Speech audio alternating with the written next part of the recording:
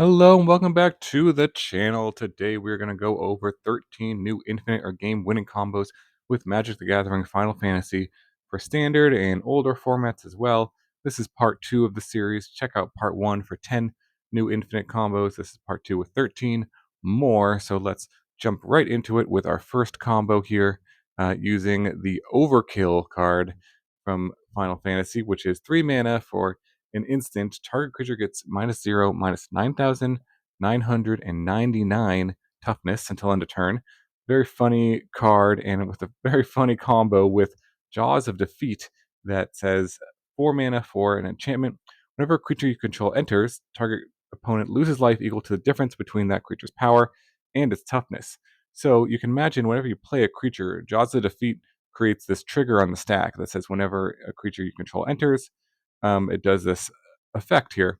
So with this trigger on the stack, when you play any creature, say a 1/1 creature like a Memnite, any creature really, as long as it doesn't have 9,000 toughness or so, this will do a lot of damage. With this ability on the stack, say you play a Memnite, you target it with Overkill.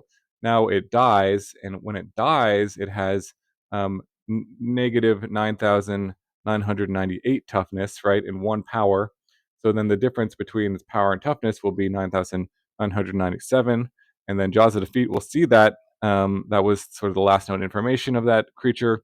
And when this ability resolves, it'll do that much damage, 9,997 damage to an opponent. So that is pretty funny, definitely overkill.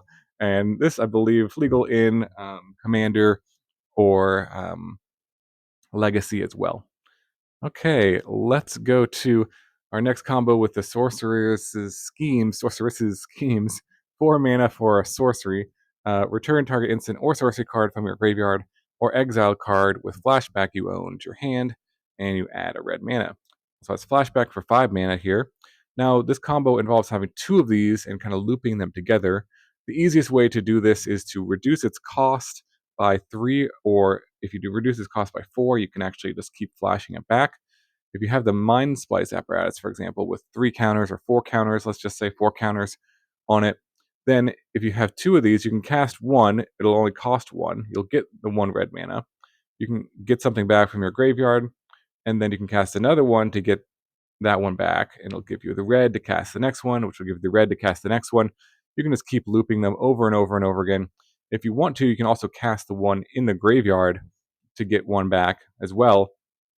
If you want to get back something else from your graveyard, if you can reduce its cost by 4, you can kind of just get back all the instants and sorceries from your graveyard to your hand if you want to. But really, this goes infinite when you have something with Storm. But probably the easiest way actually is maybe this land or anything that triggers when you play a non-creature spell. But you could play the Lindblom here just to create sort of any of these wizard tokens will give you the trigger whenever you cast a non-creature spell.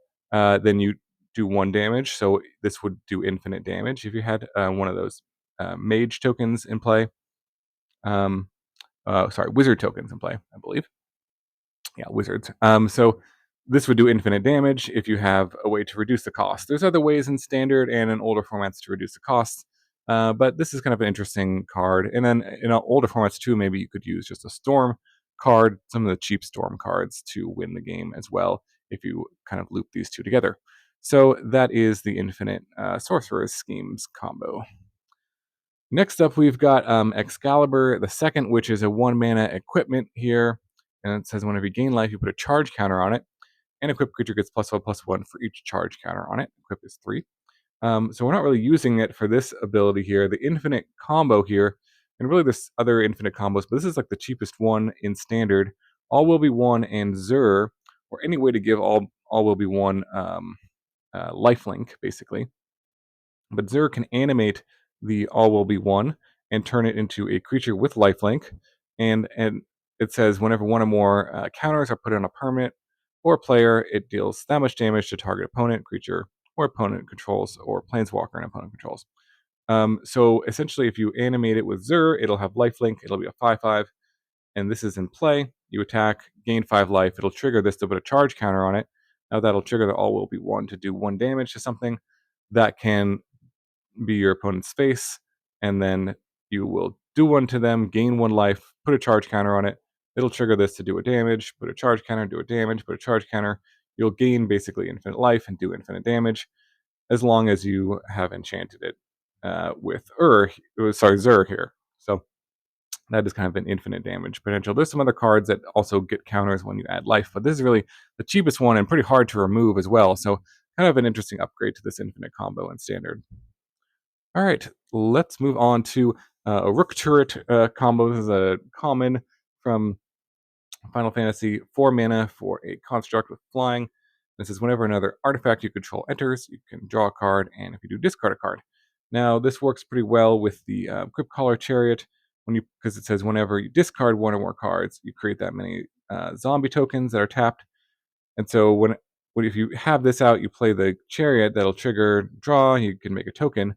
However, if you also have encroaching mycosynth out, which makes everything into an artifact, essentially, everything on the battlefield into an artifact, these zombie tokens are also going to be artifacts. So that's also going to trigger the Rook Turret. So then you can um, draw and discard, make another zombie token, which is an artifact, and then draw and discard, make another zombie token, which is an artifact, draw and discard. So eventually you can just go through your whole deck if you want, drawing and discarding, making all these zombie tokens, and setting up a lethal attack for the next turn. If you have anything that triggers, like when you draw a card, you gain life or do damage, or when a creature comes into play, that could end the game right away. But pretty good combo right here. And these are May abilities here, so you don't have to keep continuing the combo if you don't want to, so you don't deck out, which is nice. All right, let's move on to a Kefka combo here. Kefka can flip over, so not really using the front side here, but if you flip it over to the back side, the Ruler of Ruin, it says whenever an opponent loses life during your turn, you draw that many cards. That goes infinite with both of these Niv Mizzets that say whenever you draw a card, it does damage, 1 damage to any target. So you can target your opponent here. So if you have both of these in play, whenever your opponent loses life, you draw cards, and then whenever you draw cards, you can make your opponent lose life. So those two go infinite. Maybe this is a nice sort of like commander combo because you could potentially play Niv Mizzet in your Kefka deck in commander. So maybe that's kind of mostly what this combo is for. Very expensive overall to get this off, but does go infinite and can basically win the game instantly. So kind of interesting. Okay, next up we've got a Genji Glove combo here. Genji Glove is 5 mana equipment. Equipped creature has double strike, and whenever equipped creature attacks, if it's the first combat phase of the turn, untap it, and then after this phase, there's additional combat phase equipped for 3. So essentially, what this does is it lets a creature attack like 4 times, kind of, because you get the double strike, but then you also get an additional combat phase. So there are some creatures that, if you just put this on the Genji Glove, it'll do a ton of damage. Lightning is also one of these, so you could actually get this combo off in limited if you got quite lucky to draft both these cards.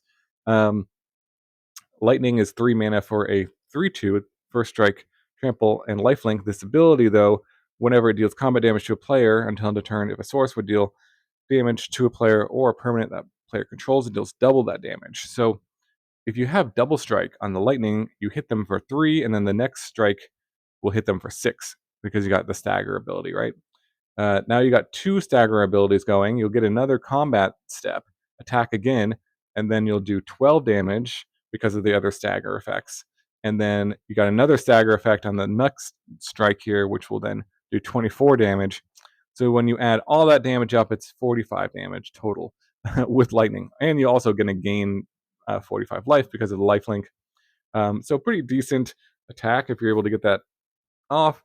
Genji Glove is a bit expensive, so could be a problem. There are some ways to kind of cheat the equip ability in the set as well. So maybe that could be useful to kind of get this combo going. But certainly a fun and interesting kind of combo to think about and instantly win you the game with 2 cards. All right, let's move on to the GoGo combos. Got a few combos with GoGo, the Master of Mimicry here. As you can imagine, this has a lot of combo potential. It's a 3 mana 2/4, and you can pay double X and tap to copy target activated or triggered ability. You control X times and choose new targets for the copy. And the ability can't be copied, and X can't be 0.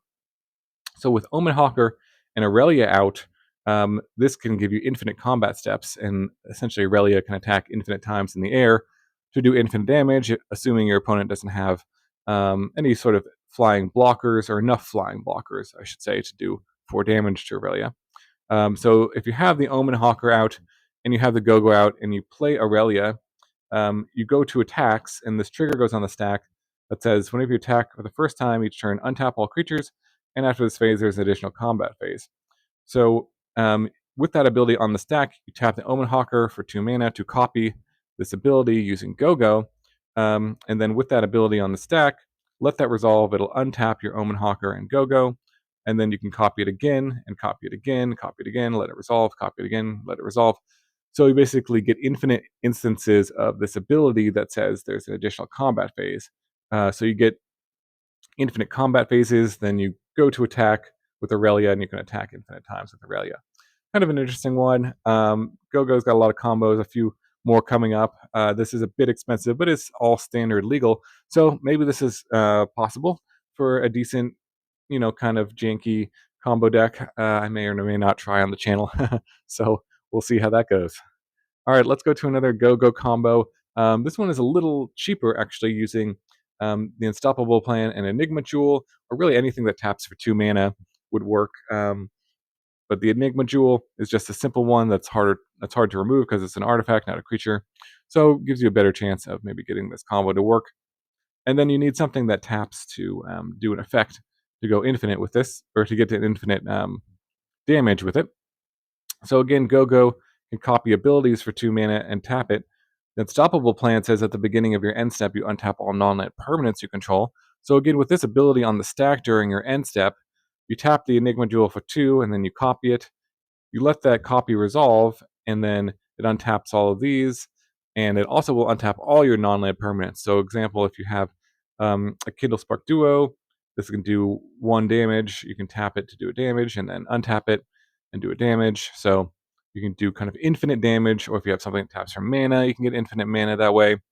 So there's lots of possibilities of how to win the game with this, but these 3 cards create infinite instances of this ability that says you can untap all your non-land permanents you control. So not too hard to have other cards in the deck that may win the game with that ability, infinite of these abilities on the stack.